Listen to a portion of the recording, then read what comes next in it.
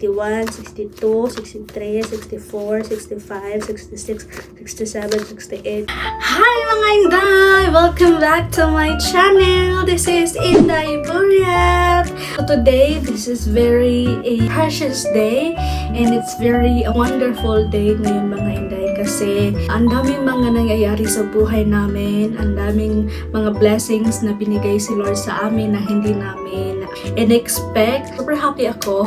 Thank you Lord. Kasi ngayong araw na ito mga Inday is ngayon ko kukunin yung sahod ko sa YouTube. Sa wakas mga Inday, nagbunga na rin yung paghihirap ko nung nasimulan ko dati yung YouTube ko, kung ano yung pakiramdam ko noon, kung paano ako nag-struggle. Grabe mga Inday. So today mga Inday, pupunta tayo ng bangko kasi nag-send sa akin si YouTube na pumasok na daw yung sweldo ko sa aking account. So tingnan natin mga Inday kung talagang totoo ba. Talagang napakasaya ko mga Inday no, kasi yung mga blessings na dumating sa ating buhay na hindi natin in-expect is talagang si Lord ang nagbibigay nun para sa atin. At saka minsan kahit na mahirap yung buhay, blessings pa rin yun galing sa Panginoon. Ating pag-uusapan ngayon mga Inday kung paano ko narating ang sahod na ito at anong nangyari sa akin bago ako nagsimula mag-vlog, kung ano yung mga journey ko, kung ano yung pinaghirapan ko. Atin yung pag-uusapan mamaya mga Inday. Si Eric po ay sasama sa akin sa bangko and nakikita ko po si Eric na sobrang support niya sa akin. Sabi niya sa akin na congrats kasi ay ganon sa wakas. So mga Inday, samahan niyo po ako na kukunan natin yung first sahod ko sa YouTube. Hindi ko alam kung magkano pero check natin mamaya mga Inday. So tara, let's go! Hey Dong! Hello hon, we're leaving. We're going now. And today we were going to get the salary of Inday Buriat. YouTube. Salary, YouTube. She's been working so hard, so hard work pays off. So today she's going to get her salary from YouTube. YouTube. Thank you, Han, for being there since from day one. I started making YouTube. Hon. You were there how I struggle. Yes, hon, but we made it. Determination, persistence, and determination. He is the one, guys, who is saying to me that stop it for now because I was very stressed those time and I don't know how to do it. So he bring me into the hotel. She needed a break, but she got back on track and she persevered. Yes. Bye, guys. Bye-bye. Thank you.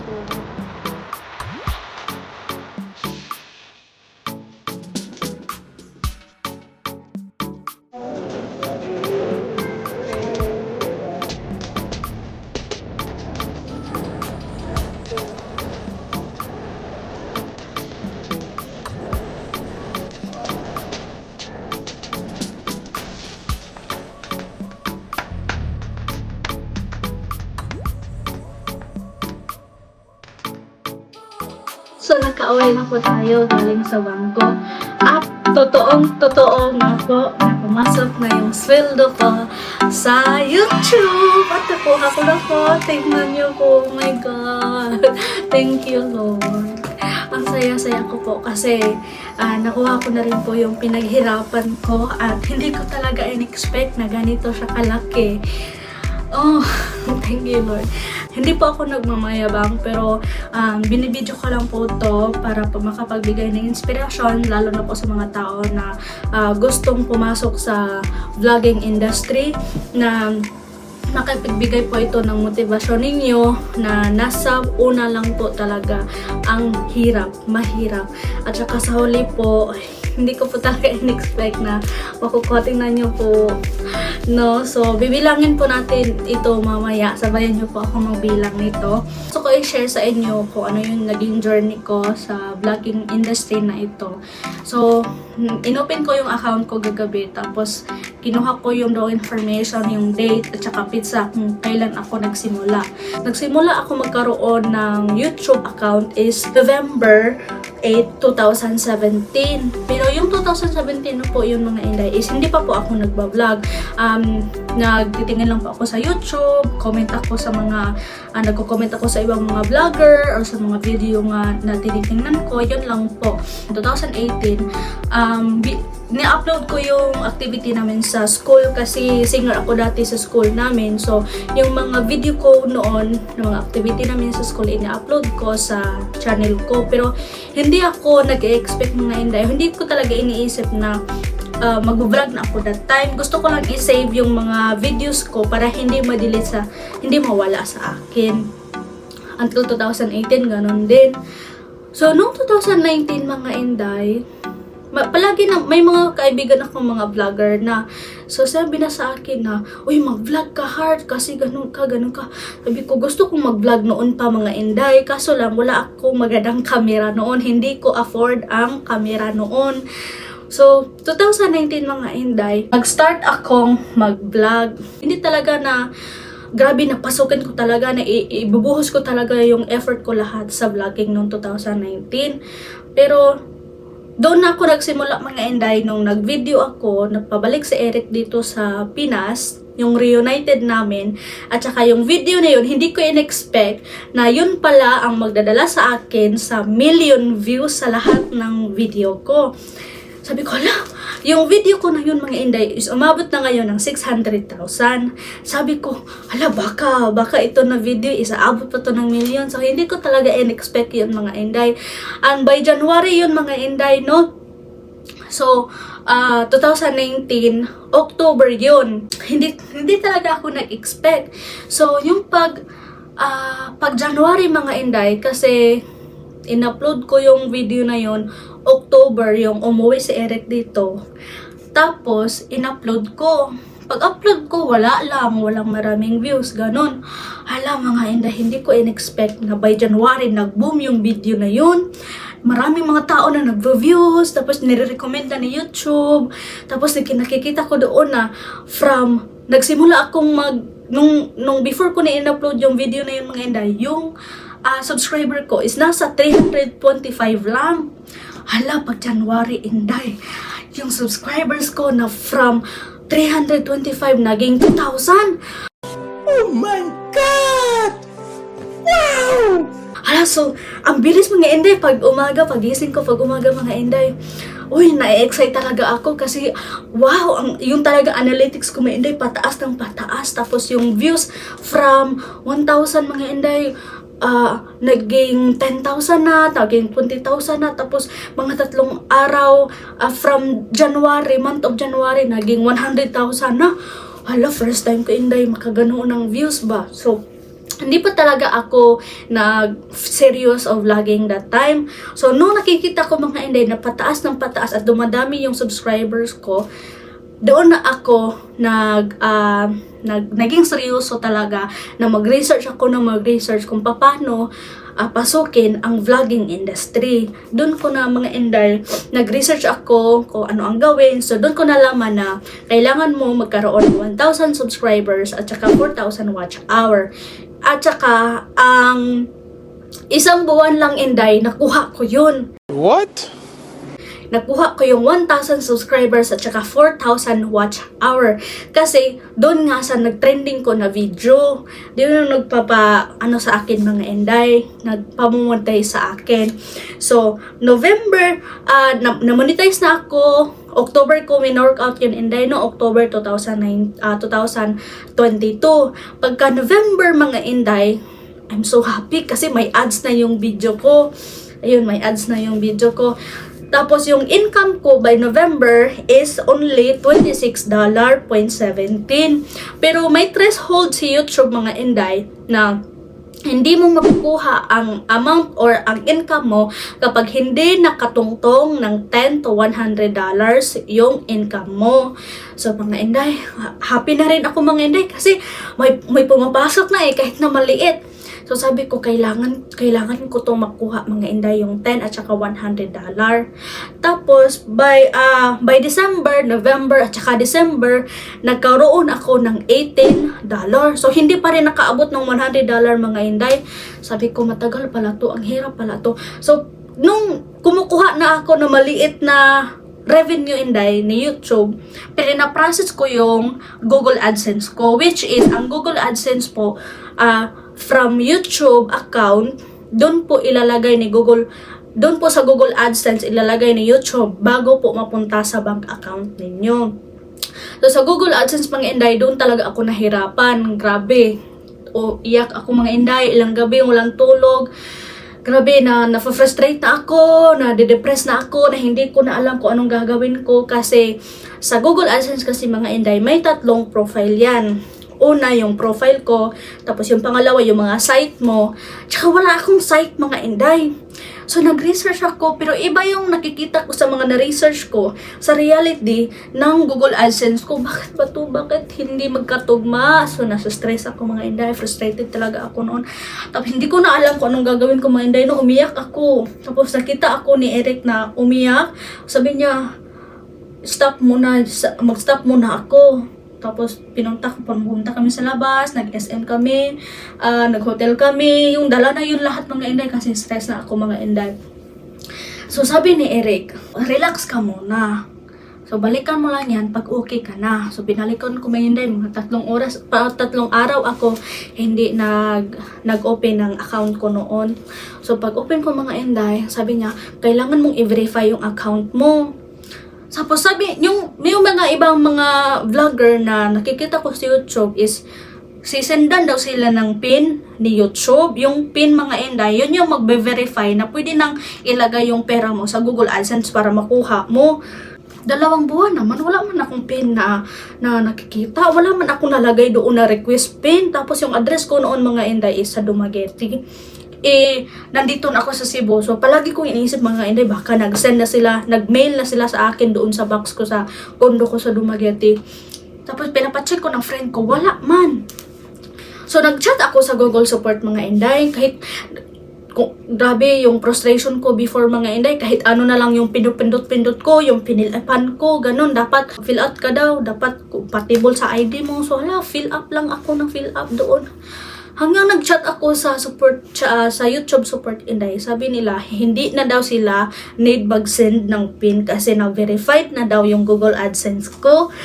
Wala, pag sabi nila inday, 2 chat support talaga ang chinat ko mga inday para lang talaga ako makasigurado. Sabi nila nga, we don't need you to send a PIN because your profile is already verified. Your profile is already complete.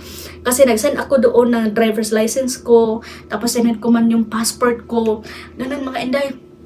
Ang dami-dami kong ginawa doon. Hala, sa bangadang huling mga inday na verified na. Tapos sinabi ko, ano ba tong site dito? Sir, ma'am, ano ba tong site dito? Kasi akala ko, hindi ko makukuha yung pera kasi kailangan akong i-connect yung site ko sa Google AdSense. Sabi nila, tumutawag na talaga ako ng tao na marunong magawa ng site mga inday. Yung site talaga ang nakaprostrate sa akin.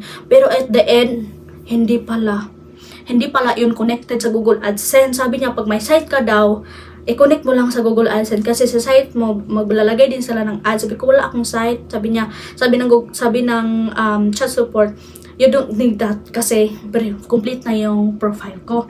So, yung na talaga yung Google AdSense ko mga inday na fully verified na, doon na talaga ako gumagawa ng content, nagbibideo kami ni Dudong, umuwi kami sa province, nag-boat kami, binibideo ko yun. Pero gusto ko rin naman mga inday, nabibideo ako dahil hindi ko in-after yung income dito sa YouTube. Nagbibideo ako mga inday kasi yung first goal ko sa video namin is ipapakita sa mga tao na hindi nakikita sa kasarian, sa balat, sa edad, pagmahal mo yung tao. Hindi nakikita dyan mga inday. Yun yung goal ko mga inday ba na gusto kong i-prove sa buong mundo na hindi pera ang habol ko sa kanya.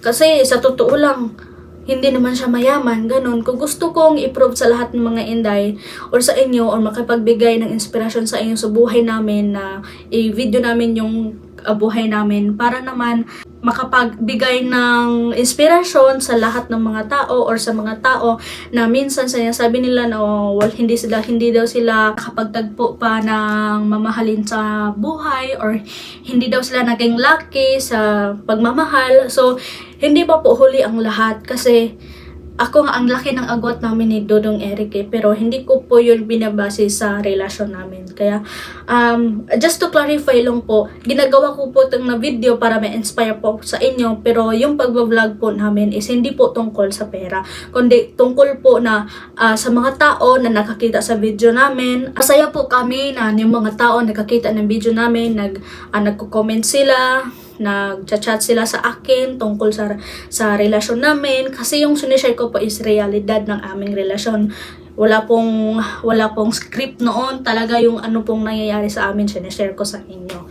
So ayun mga Inday, no, hindi po to sa pera. Yun lang po, si YouTube is nagbibigay po ng pahalipay kasi hindi po easy mag-edit. Yung ginawa ni YouTube na maging masaya din po yung mga ibang content creator sa mga ginagawa nila kasi hindi po easy ang mag-edit. Sa October, November, December, hindi pa po ako nakakuha ng $100. By January po, na-shock po ako kasi sa October ko in-upload yung video namin ni Eric, tapos nag-trending siya by January. Sa January mga Inday, nakuha ko ang 500,000 sa isang video lang, itong video na to. Yan. So pagkakuha ko ng 500,000 na video Inday, tumataas din yung revenue ko. So sa January mga Inday, nakakuha ako ng $699. Ayan mga Inday, so lampas na sa $100. Napaka-excited ko noon mga Inday ba. Pero hindi ko pa rin makukuha yun.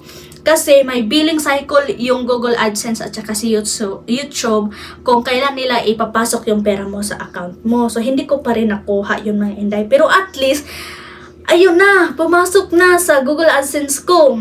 Tapos mga Inday, ang happy ko that time. Tapos naging February.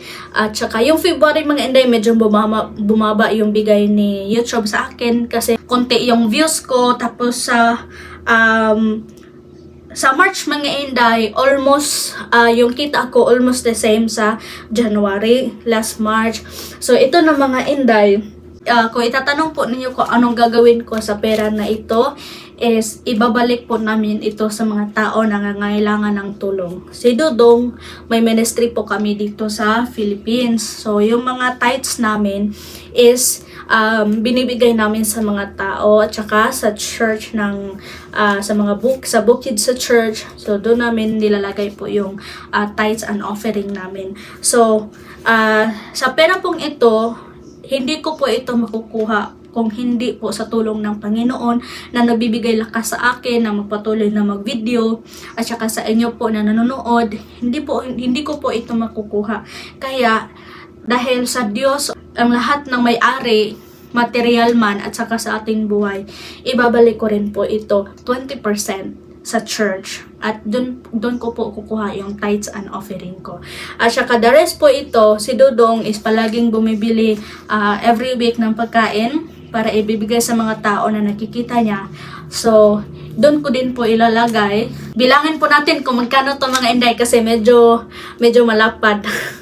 Bago pa tayo magpatuloy mga Inday, upang bilangin natin ang pera na ito, huwag niyo pong kalimutan i-hit ang subscribe button, click the bell, at saka like, and then share and click the bell para po ma-notify kayo sa mga susunod naming video. Bilangin po natin and sabayan niyo ako. 1, 2, 3, 4, 5, 6, 7, 8, 9, 10,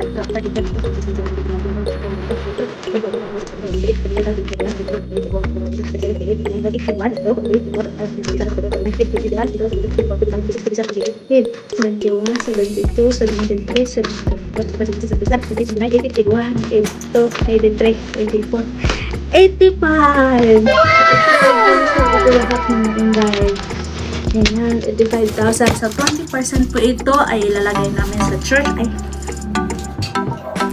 85,000 po, Inday, ang nakuha natin. Sa 85,000 na po ito, Inday, ito po yung labas sa 5 buwan na pagbablog ko po. So, katas po ito ng 5 buwan ng pag-vlog ko. So, maraming salamat po sa inyong mga suporta at sana po patuloy po ang inyong pagsuporta din sa amin na walang sawang pagsuporta sa amin ni Dudong kahit na yung mga sinishare ko is instead from pag-good vibes is pang bad vibes yung mga in-upload ko minsan kasi yun yung mga naranasan namin sa buhay namin. So sana po patuloy pa din po kayo na suporta sa amin hanggang sa huli naming video. So maraming salamat po mga Inday at saka thank you Lord po sa blessings na binigay niya sa amin, sa mga biyaya na binigay po niya sa amin na hindi ko po in-expect, na hindi po namin in-expect.